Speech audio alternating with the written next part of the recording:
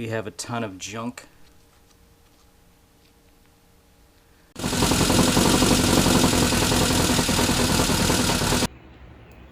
Let's get that out of there.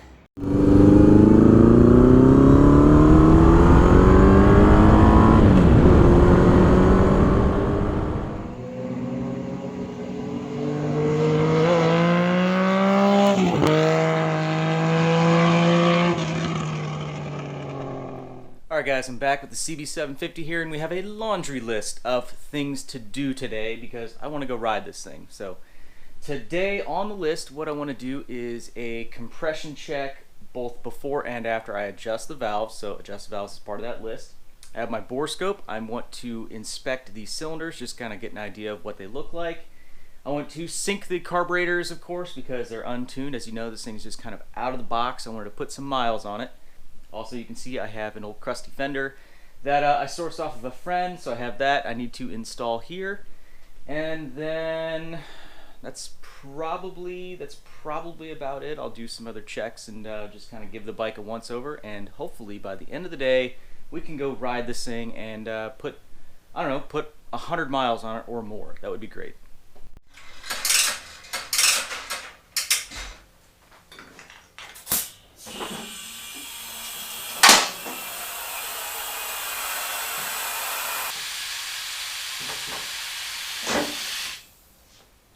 Now the first order of business, I'm going to pull the plugs. We'll just go ahead and throw the bore scope in here.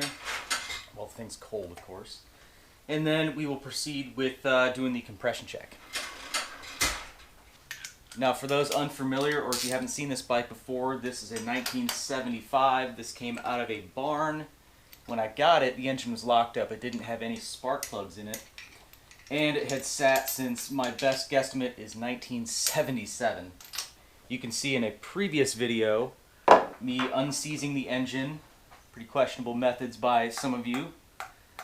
But since I've unseized the engine, I went ahead and did a bunch of diagnoses. I replaced a few parts on this thing, spark plug end caps, but I have the original coils. And we ended up getting it going. So through not a whole lot of work, it came back to life really well, and I have since put about 66 miles on this thing. Just posted the first ride video up the other day. And this thing is a lot of fun. So I've done some previous health checks on the bike, and I want to go ahead and do some more health checks. It's kind of like a science experiment. We want to look and see how our compression figures look, and if we have excessive blow-by and stuff like that, and of course the bore scope to visually see what's inside.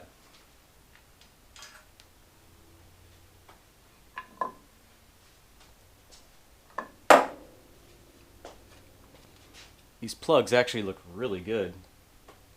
Golden brown. A few deposits on them, which I would 1000% expect. Definitely more deposits on number one because that was a cylinder that was seized, so it's going to have a little bit more oil contamination and just crud in the cylinder until it gets cleaned up. But overall, these look really good.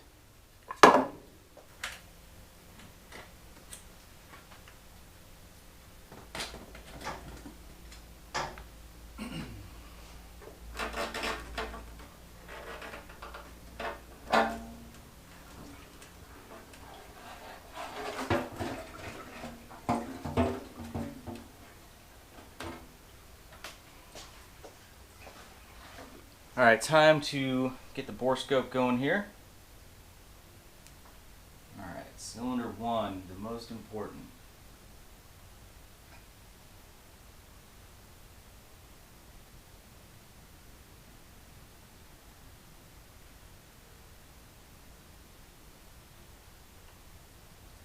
You can see on the top of the screen there, maybe a little bit of rust coloration.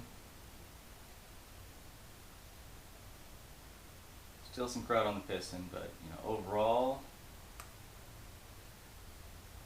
not yet seeing any major red flags or anything. What we want to not see would be any like vertical scratches. Well, I can't get to the other side here.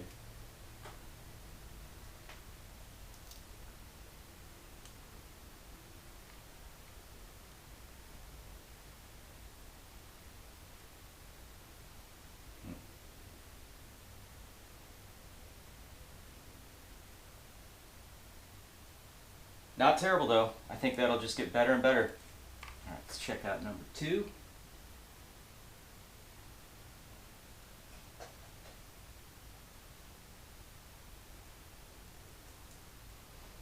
Definitely see a little crud on the top of the piston there too. Now I believe number 2 had the valves open along with possibly number 1. It's hard to know.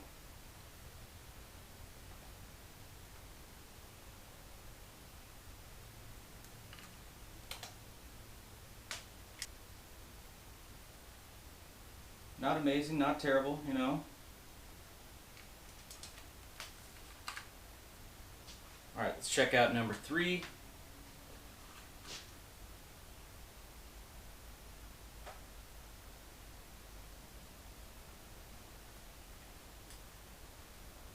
Best of our ability here.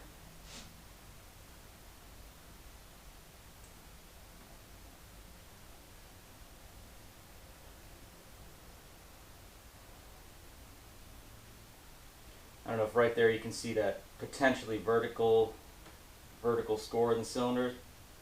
That would be an area of concern. Again, some crud on the piston.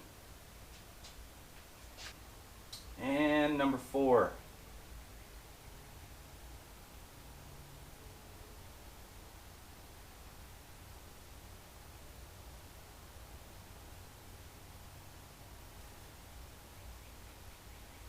You can see the cross hatching in this cylinder.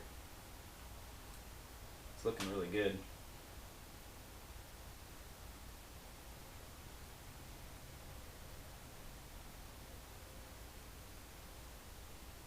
You can see there maybe some vertical marks. We're not expecting perfection on this thing.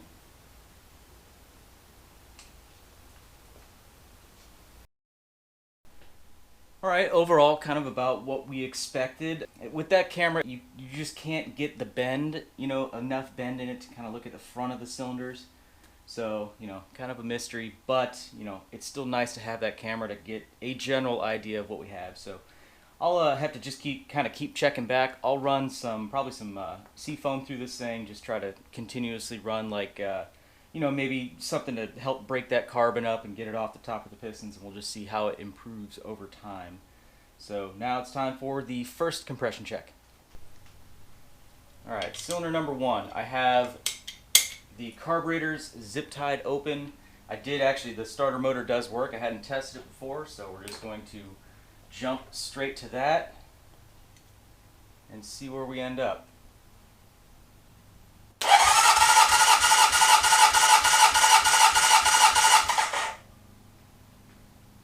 $140. That's pretty damn good. $140 on a cylinder that was seized up. Let's run the test again.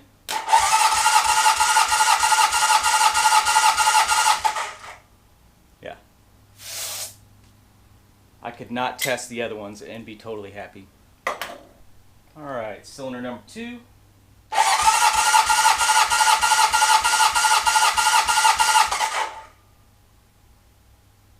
$150.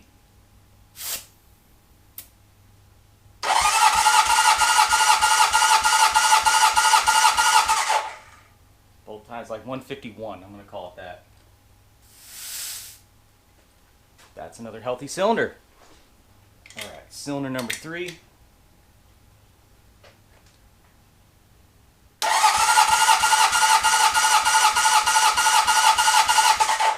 $151.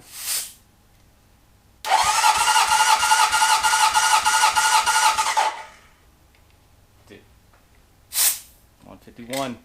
Hashtag old Hondas never die. I'm going to keep using it. And number 4.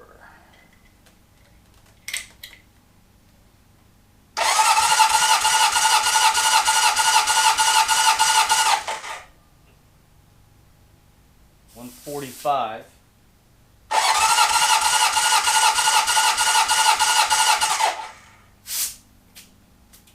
$145.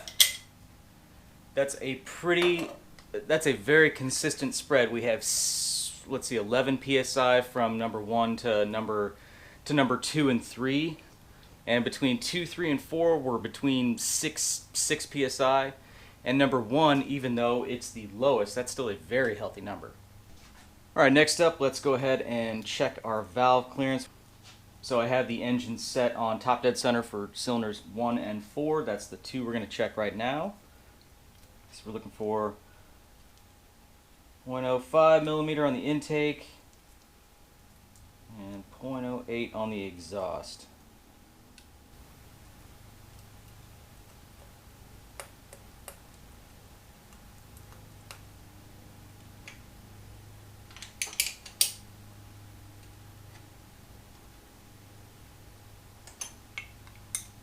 And what I'm really expecting is these things to be a little on the tight side as they kind of get worn back in.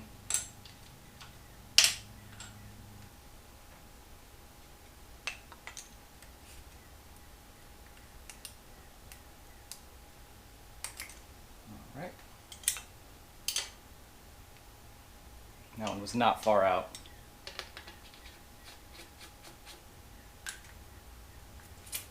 A little tight.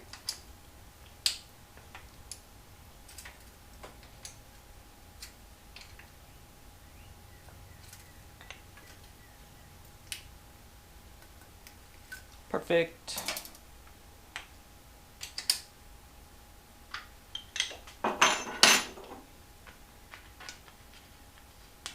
Now we repeat the process.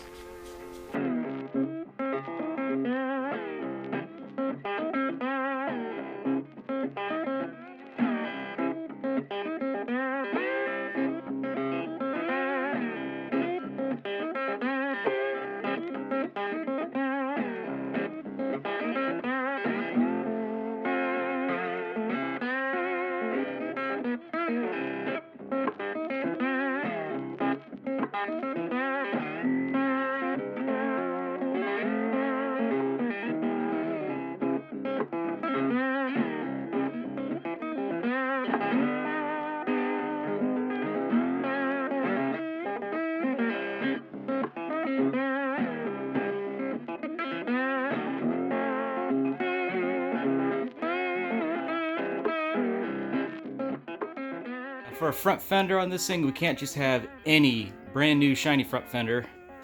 We have to have patina.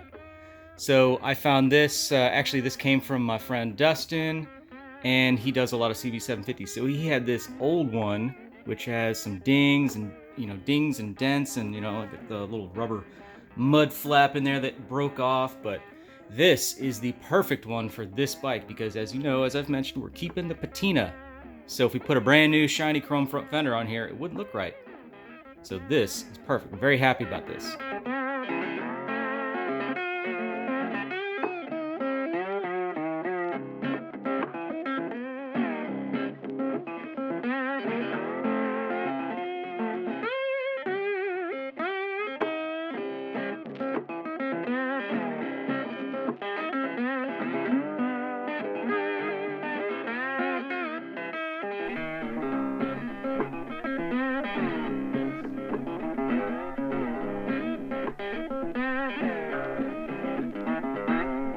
Okay, next up on the bike is I need to start diagnosing this oil leak that I found. So I originally had thought that it was coming out of the overflow from the oil tank itself, but I am seeing a little drip back here. I can't show it on camera because I can't even see it, so I'm going to start by draining the oil. We'll put a new oil filter in this thing, and then I will remove this line, maybe remove the oil tank itself, and try to figure out where our leak is coming from and see if we can fix it today.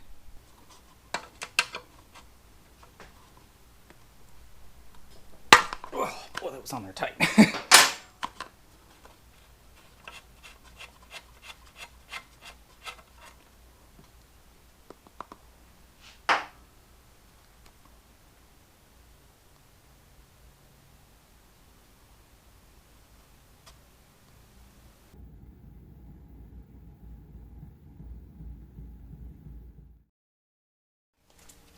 Now, one thing that I definitely wanted to do was inspect the oil filter to see how much, stuff we have in it.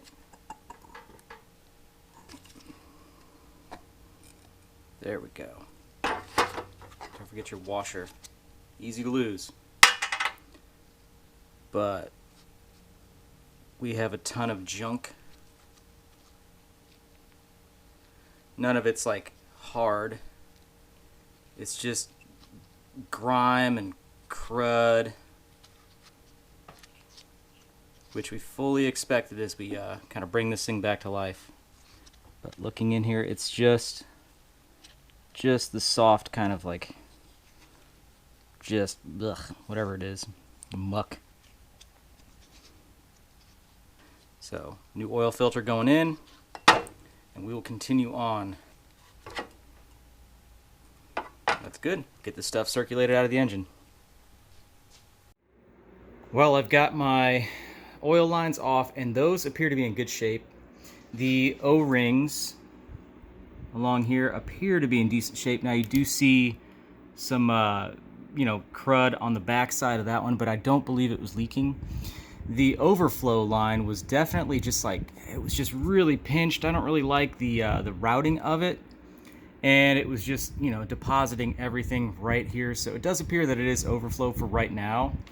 What I think I'm going to do is remove the line from the top, reroute it, and then maybe tie it into the peg right here. That way it's not getting on the tire. So until it gets better, we can reroute it, put any oil back here, get it off the tire, make it safe, and keep the bike clean. So while I have these off, I'm going to look for some new O-rings and then clean this area, reassemble. Okay, well, I've got the area cleaned up, and now it's time to reinstall my lines. I went ahead and cleaned these things up. I have new O-rings on here. So I have also rerouted the overflow, which looks like it's pinched up top. I'm gonna replace it, but I'm gonna route these lines first. So definitely could be our concern here. I'm just wondering if it's like, because I haven't touched the top, I'm wondering if that was kind of like a little bit pinched and all of a sudden it would like burp and then shoot oil out. Just a theory, but who knows.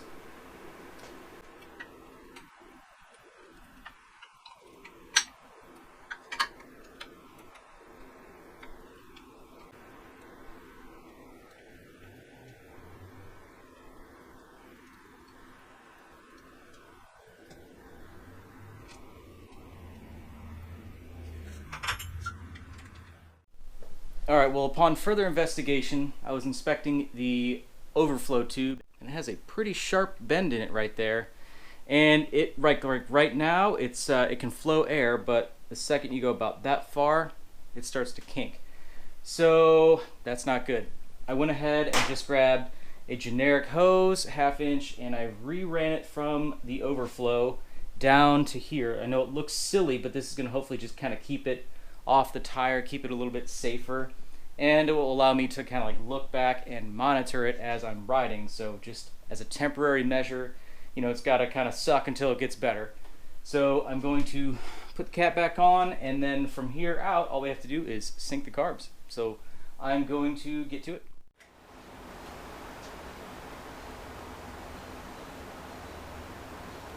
All right, well, let's see how this thing cold starts.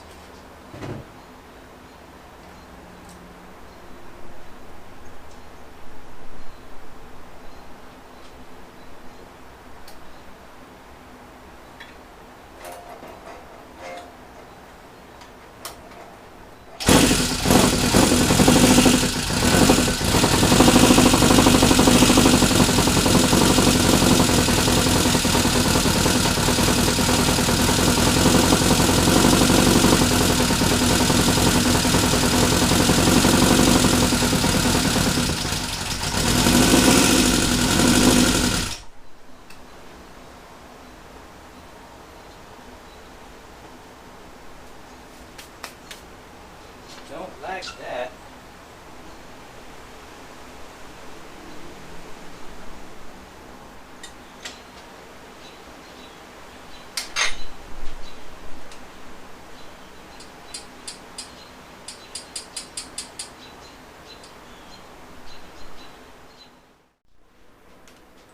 Well, I found the issue, and it was completely my fault. Made a rookie mistake. As I was adjusting the valves, I had rotated the engine to, the top dead center, but cylinders 2 and 4 we're not at top dead center on the compression stroke, meaning I adjusted the valves completely wrong on those. So now they're all back in line, but man, I feel really stupid on that one. That was a rookie mistake. So what that means is I'm gonna have to wait till this thing cools down completely tomorrow, and I'll do another compression check to see where we're at. So we'll see. Hopefully everything is in spec at that time though. But for now, I'm going to continue, just fire this thing back up. Hopefully it'll make a lot less noise, and we will continue forward. And yeah, I don't look forward to the trolling in the comments from this one. Not that you guys don't already pick on me. So anyway, I'm going to put this back together. We're going to push forward. I admit my mistakes. All right, let's try this again.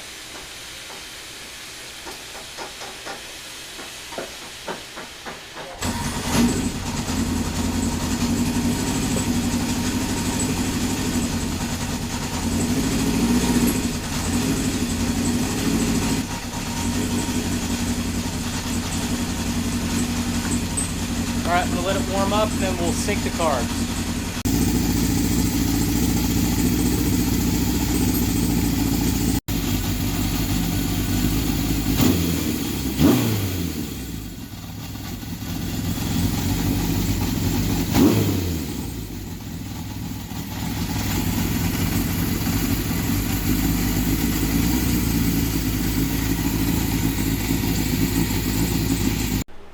Okay, last thing before we go for a ride, I'm going to go ahead and adjust the slack on the cam chain tensioner there.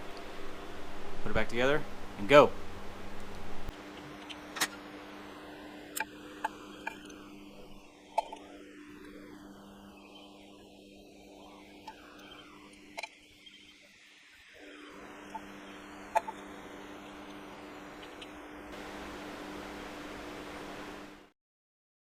Alright, well, we put a few miles on this thing, just got some gas, and the oil overflow hose was dry until I stopped, and then all of a sudden it was like, whoop, and just like started running, and then it stopped. I got on the road and I'm watching, and it's definitely coming back out. I'm going to pull over right now and I'll show you.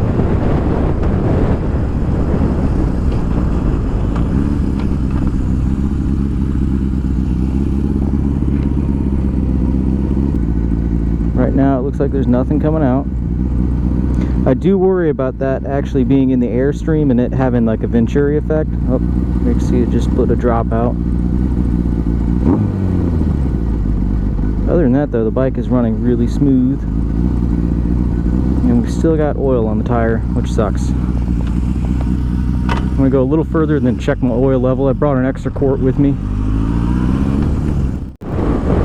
You know, very well could still have blow by. I could disconnect the crankcase breather and see if that makes any changes, but we're already on the road.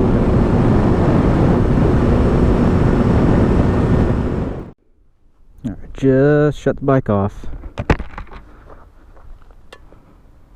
See if it does anything funny. I mean, it just has to be blow by.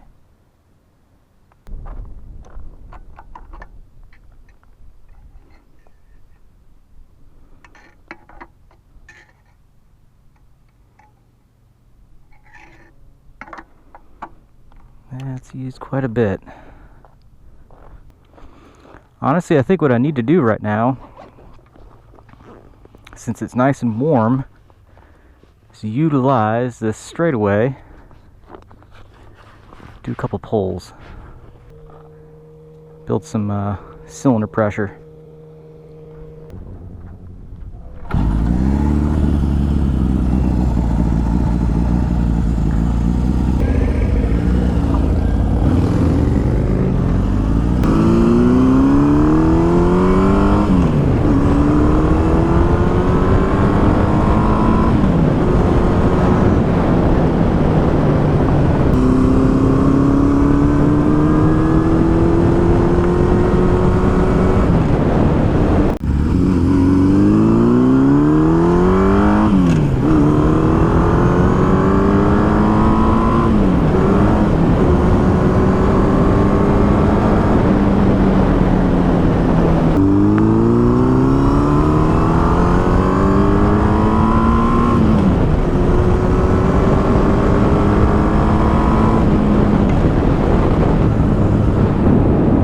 Genuinely doesn't seem like it's spewing as much out right now.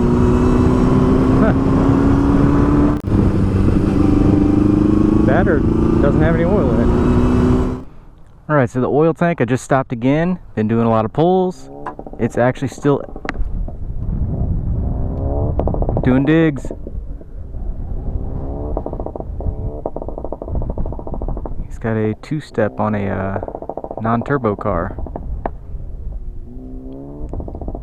You're killing my shot, man. This old 75 would outrun that thing.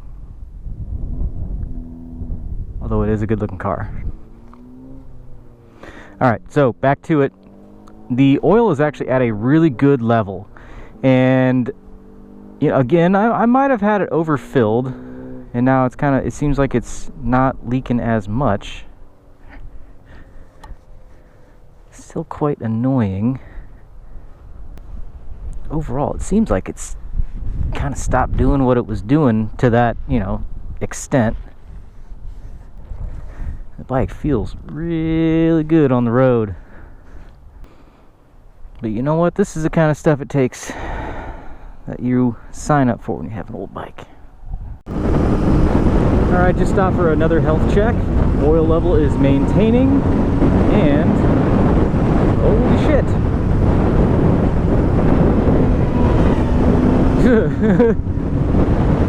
Okay guys, now that just happened, and I feel like I missed an opportunity to just hang in the left lane and do what we all imagine, to drive under one of those things. Holy crap!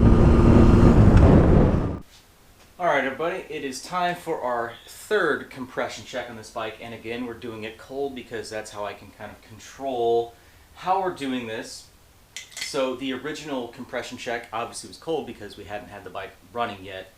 Now I will repeat this test here today with some hot compression figures to see how it differs, but for the sake of science we're doing it cold.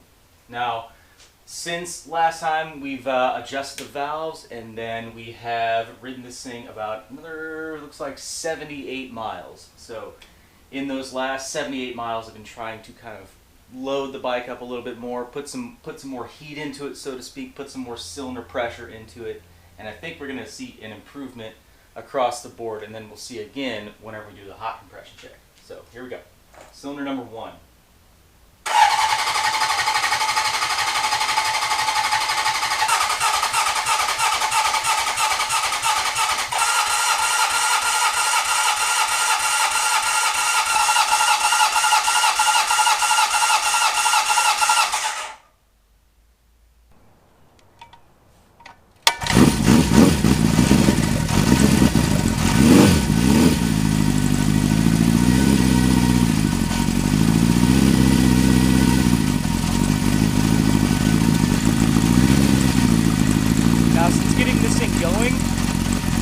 Smoke has been slowly decreasing over time. When we first got it started, you can see there was a lot of smoke, excessive amount of smoke.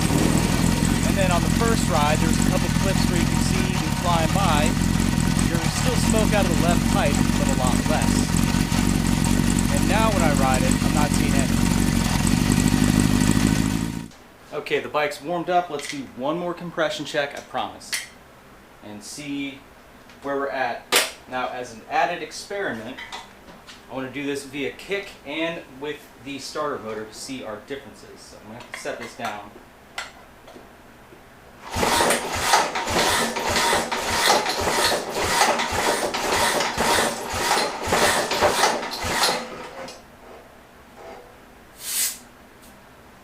$170, huh? All right.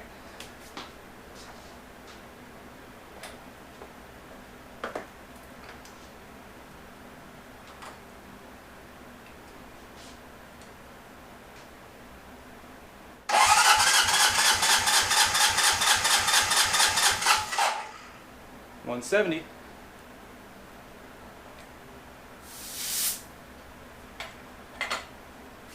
That's healthy. Now, instead of boring you guys with the footage, I'm going to go ahead and just repeat the test and show you the results. Alright guys, so I realized I had not checked the valve cover vent. I just popped this off. You can see that's got debris in it. So I'm going to pull this line all the way out and then probably pull this cover off and see if we can find any more blockages. But that would really explain the excessive crankcase pressure.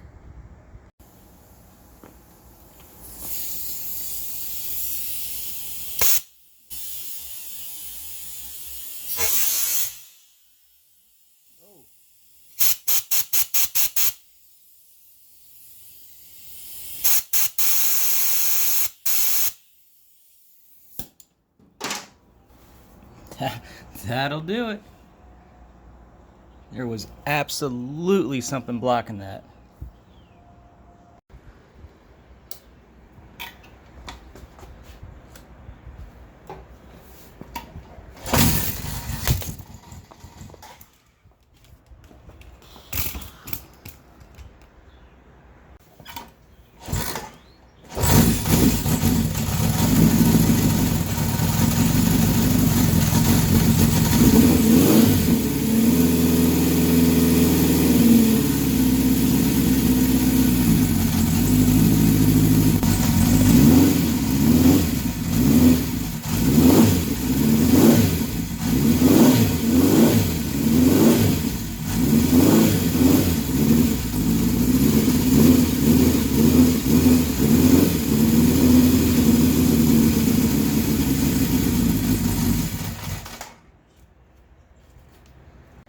Okay, with the breather cover off, we've got only just a tiny bit of junk in here.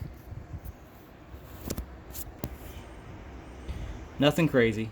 So luckily that port wasn't blocked, but it was good to check anyway. Some junk. Let's get that out of there. So I really feel that was the culprit for the oil coming out of the overflow there. So it was just excessive maybe crankcase pressure on that side. Since it couldn't vent from the top, it was trying to vent all of it from the bottom. Alright, well, we're back on the bike testing our theory of that blocked valve cover breather. And so in case you didn't kind of pick it up on the clip from under the bike, that was definitely blocked. So that would make perfect sense that we have to push all of the crankcase pressure out of the crankcase breather, not the valve cover breather, and therefore into the oil tank, causing it to go out of the overflow or the vent tube. So feeling really good about it right now, and I have had this thing at, like, you know, accelerated first through fourth past 80 miles an hour, not a drop, not even like a tiny little dribble. So I think we're going to be good there. And that's even after filling the oil tank up to, you know, near to the high side of the oil level range. But I think we got it sorted. And I mean, it's probably the placebo effect, but the bike feels maybe a little bit more lively. What I was noticing is that when I would see it the most was sustained at like, maybe like 65 miles an hour or something like that, where the engine's really working, you know, 4,000 RPM. And it felt like it would start losing power. Like I actually put it on reserve thinking I was out of gas. But so far so good now. I think we've got it figured out.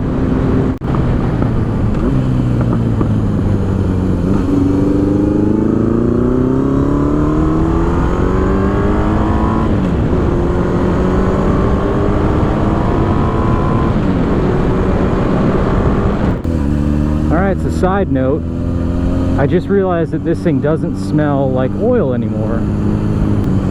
So the vent down below, whenever I was stopped, it used to put out a little bit of white smoke and you would just smell the oil vapor, but not the case anymore. So I think that confirms that we have fixed our issue. Alright, let's go ahead and check the oil level.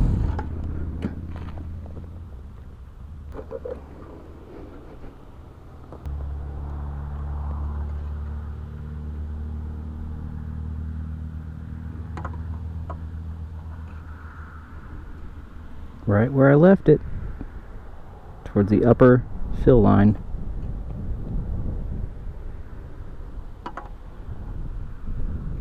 Perfect. And then absolutely bone dry right there. That's what we want.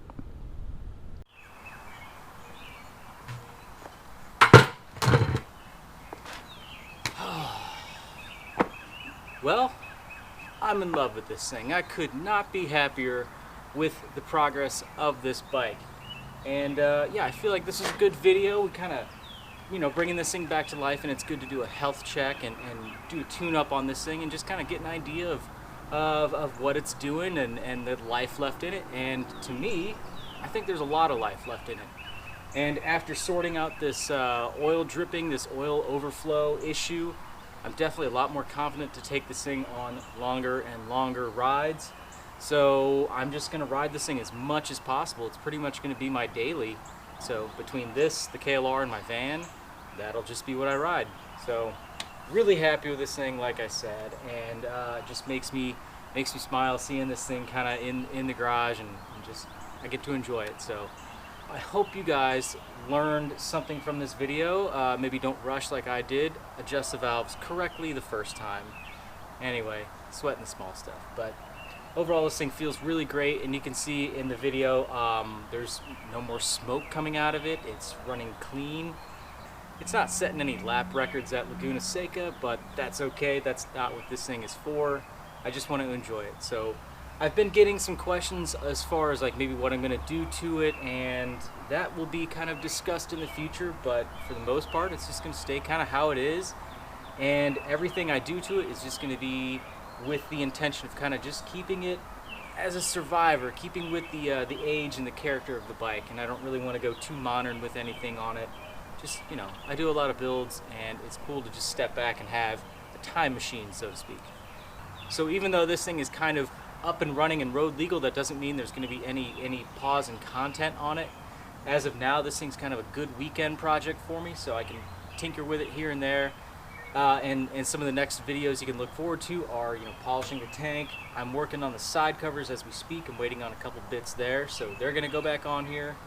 And then I have a kind of not wrap-up video, but an overview video showing the entire process from when I got the bike to now, kind of all in one video. So that's going to be probably the next one you see, but I'm going to continue cranking out content on this thing as well as all the other bikes on the channel, making good progress in the shop. So you guys are going to see some CBX updates hopefully before too long, and I've got another project to bring back to you, so just stay tuned. I got a lot coming for you. So I know this video is getting long, but I'm going to wrap it up here. If you guys have any questions, leave them below. I'll be sure to get right back to you. And yeah, I hope you guys like this video, and I hope to see you in the next one. Thanks for watching.